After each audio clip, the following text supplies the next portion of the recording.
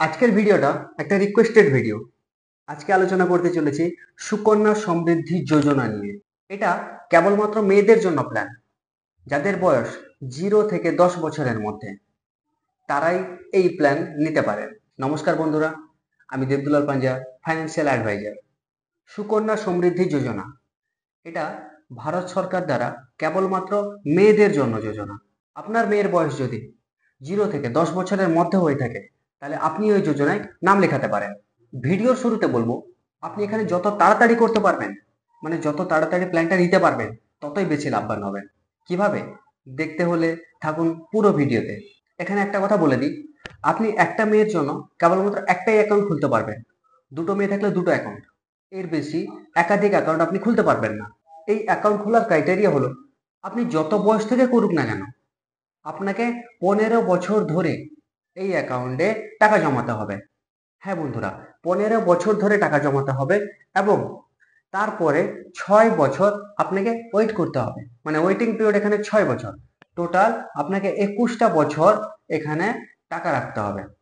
টাকা জমানোর জন্য সর্বনিম্ন মাসে 250 টাকা এবং সর্বোচ্চ মাসে 1.5 লাখ টাকা অবধি আপনি এখানে জমাতে পারেন।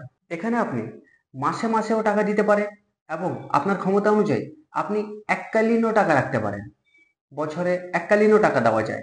তবে এককালীন টাকা দেওয়ার ক্ষেত্রে আপনাকে এটা মনে রাখতে হবে, মাসে যেন 250 টাকার নিচে না হয় এবং 1.5 লাখ টাকার বেশি যেন জমা না পড়ে।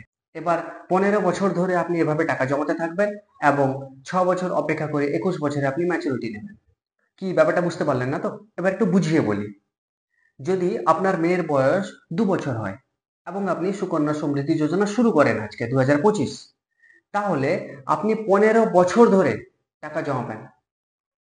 মানে মেয়ের বয়স হয়ে যাবে 17 বছর এবং তারপরে 6 বছর আপনাকে অপেক্ষা করতে হবে। মানে মেয়ের বয়স যখন 23 বছর হবে, তখন পুরো টাকা এককালীন আপনি 7.6% রেট অফ ইন্টারেস্ট হারে ম্যাচুরিটি পাবেন। তবে ভয় পাওয়ার কিছু নেই, সরকার এখানে দুটো ভাবে ছাড় দিয়ে রেখেছে। হ্যাঁ, যদি আপনার মেয়ের হায়ার এডুকেশনের জন্য মানে উচ্চশিক্ষার জন্য আপনি চান এখান থেকে টাকা তুলতে পারেন এবং মেয়ের বিয়ের জন্য 18 বছর পেরিয়ে গেলে মেয়ে, তারপরে আপনি এখান থেকে আপনার জমানো টাকার 50% টাকা তুলে নিতে পারেন। এবার আসি, সুকন্যা সমৃদ্ধি যোজনা আপনি কোথায় করবেন? আপনি যে কোনো ব্যাংকে, গভর্নমেন্ট হোক, সরকারি বেসরকারি যে কোনো ব্যাংকে আপনি এটা করতে পারেন এবং আপনি পোস্ট অফিসেও এটা করতে পারেন। আমার পার্সোনাল ওপিনিয়ন অনুযায়ী আপনি এটা পোস্ট অফিসে করতে পারেন, বেটার হয়।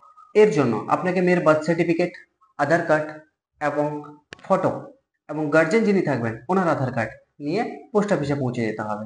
সেখানে একটা আপনাকে অফলাইন ফর্ম ফিল আপ করতে হবে, দিয়ে জমা দিতে হবে। ব্যাস, চালু হয়ে গেল আপনার সুকন্যা সমৃদ্ধি যোজনা। হ্যাঁ, এটা অফলাইনই করতে হয়, কারণ অনলাইন আজ অব্দি এটা চালু হয়নি। এবার আসি আসল কোথায়, সুকন্যা সমৃদ্ধি যোজনা করা উচিত কি না, বা এর চেয়ে বেটার কোনো প্ল্যান আপনার জন্য অপেক্ষা করছে কিনা।